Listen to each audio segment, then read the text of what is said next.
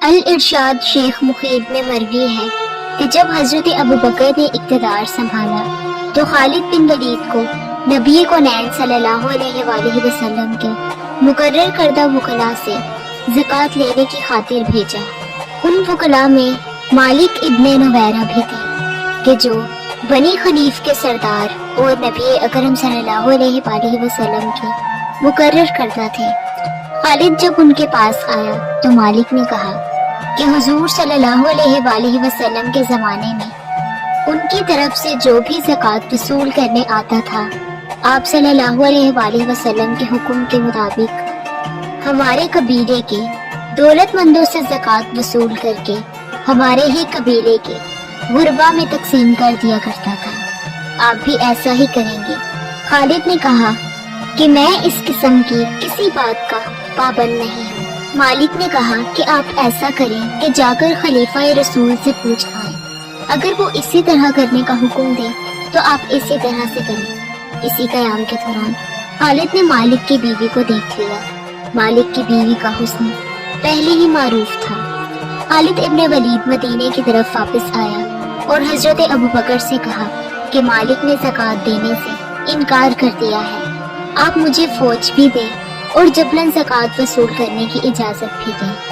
حضرت ابو بکر نے خالد کی دونوں باتیں مان لی اور اسے فوج دے کر بھیج دیا۔ جب خالد دوسری مرتبہ واپس گیا تو اس نے مالک کو بلا کر شہید کر دیا اور اس کی بیوی سے زیادتی کی، عورتوں کو گرفتار کر لیا، مردوں کو قتل کر دیا، تمام گھر لوٹ کر مال غنیمت کے طور پر بچوں اور عورتوں کو گرفتار کر کے حضرت ابو بکر کے پاس لے آیا۔ مالک کا بھائی کہ جو اس وقت قبیلے سے باہر تھا مدینے آ پہنچا۔ اس نے حضرت ابو بکر کو صحیح صورتحال سے آگاہ کیا تو حضرت ابو بکر نے بنی خنیف کے مقتولین کی دیت بیت المال سے ادا کر دی۔ قیدی عورتوں کو کنیزوں کی طرح بانٹا جانے لگا۔ ان میں حولہ بنت جعفر بھی تھی۔ حولہ روضہ رسول صلی اللہ علیہ وآلہ وسلم پر آئیں اور قبر رسول پر بیٹھ کر عرض کرنے لگی کہ اے رسول خدا، میں آپ کے سامنے ان لوگوں کا شکوہ کرنے آئی ہوں۔ ان لوگوں نے ہمیں بلا جرم و تنقید گرفتار کیا ہے، حالانکہ ہم اللہ کی توحید اور آپ کی رسالت کی گواہی دیتے ہیں۔ پھر ان بی بی نے اہل دربار سے مخاطب ہو کر کہا کہ جب ہم کلمہ پڑھتے ہیں، مسلمان ہیں، پھر ہمیں کیوں گرفتار کیا گیا ہے؟ حضرت ابو بکر نے کہا کہ تم لوگ منکر زکوٰۃ ہو۔ حولہ نے کہا کہ آپ کو غلط اطلاع دی گئی، ہم تو مرنے سے قبل ہی زکوٰۃ کی وصیت کر کے مرتے ہیں۔ اگر بالفرض آپ کی اطلاع درست بھی ہو تو منکر زکوٰۃ مرد تھے یا خواتین اور بچے؟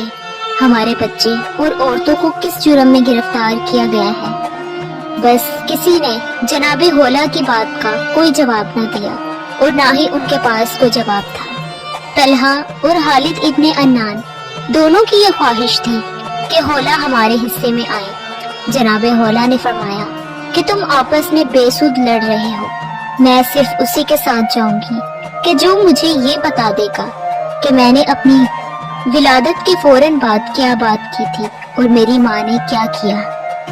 یہ سب ایک دوسرے کا منہ دیکھنے لگے۔ پورے دربار میں خاموشی چھا گئی۔ حضرت ابو بکر نے کہا کہ بھلا کیا یہ ممکن، کوئی بچہ ولادت کے فوراً بعد کوئی بات کیسے کر سکتا ہے؟ جناب حولہ نے فرمایا کہ اگر ممکن نہ ہوتا تو میں کیوں کرتی؟ کچھ اور لوگ بھی بول پڑے کہ یہ عورت صرف بہانے تراش رہی ہے، ورنہ یہ کیسے ممکن ہے کہ کوئی بچہ ولادت کے فوراً بعد بولنے لگے۔ بس اتنے میں حضرت علی علیہ السلام تشریف لے آئے اور ان لوگوں سے فرمایا کہ ذرا حوصلہ رکھو۔ سب چپ ہو گئے۔ حضرت علی علیہ السلام نے خلیفہ اول سے فرمایا کہ تمہیں حولہ کی بات پر اعتبار آئے یا نہ آئے، اس نے بات درست کی ہے۔ اب یہ بتاؤ کہ اس نے جو شرط رکھی ہے کیا تمہیں قبول ہے؟ حضرت ابو بکر نے کہا کہ قبول ہے۔ حضرت علی علیہ السلام نے حولہ سے فرمایا کہ تو اپنی شرط پر قائم ہے؟ جناب حولہ نے عرض کیا کہ میں اپنی شرط پر قائم ہوں۔ حضرت ابو بکر نے کہا کہ جو بات آپ کریں گے ہمارے پاس اس کا کیا ثبوت ہوگا کہ آپ درست کہہ رہے ہیں؟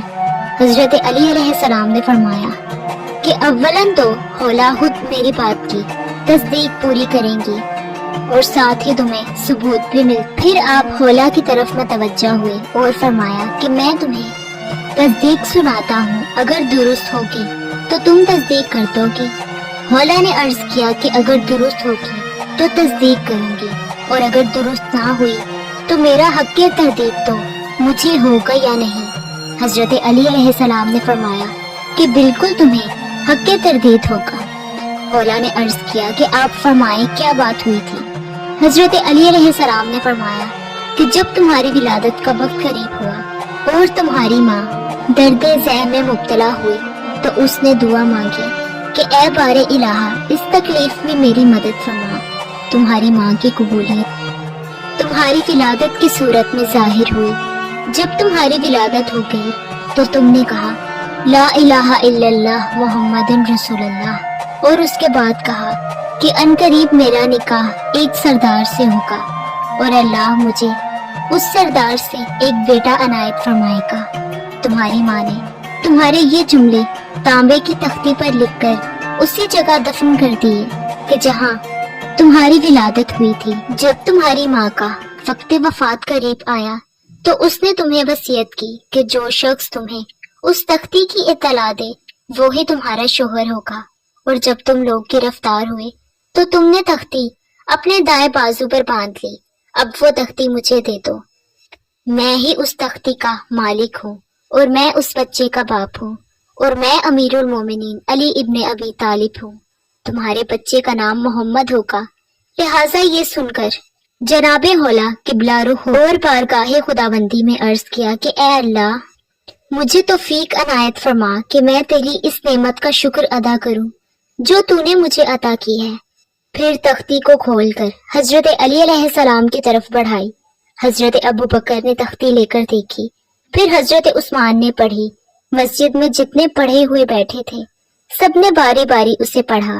حضرت ابو بکر نے کہا کہ اے ابو الحسن آپ اسے لے جا سکتے ہیں. حضرت علی علیہ السلام نے اسما بنت امیس کے سپرد کر دیا. پھر جناب خولا سے نکاح کیا اور محمد حنفیہ کی ولادت ہوئی.